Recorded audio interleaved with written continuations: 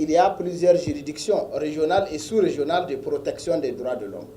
Et dans le cadre de conflits, dès qu'un conflit s'éclate, il y aura naturellement la violation des règles du droit international humanitaire ou la violation des droits humains.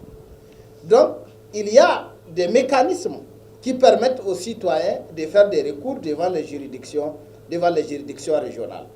Par exemple, au niveau de la Cour de justice et de la CEDEAO, c'est possible d'intenter des recours quand on est victime de violations des droits de l'homme, y compris en période de conflits armés. Ensuite, devant la Cour africaine des droits de l'homme et des peuples. Et s'agissant de l'espace AES particulièrement, en tout cas les 3 pays de l'AES font partie de la liste très fermée des États qui ont reconnu la possibilité aux individus de pouvoir recourir devant cette Cour.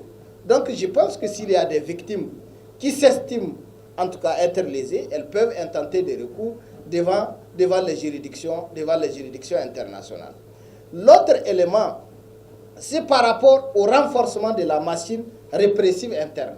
Il faut que les juridictions internes puissent prendre les mesures nécessaires pour réprimer les actes qui portent atteinte aux droits des personnes, notamment dans l'espace. Et je peux dire que, puisqu'on parle du Sahel, la situation de la femme au Sahel, ce n'est pas seulement dans les 3 États, parce que nous le savons tous que le Sahel s'étend du Sénégal jusqu'à l'Érythrée.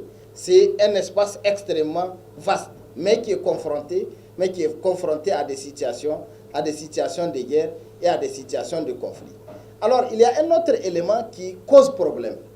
C'est quand la violation des règles du droit international humanitaire émane des forces gouvernementales. C'est là où la question se pose.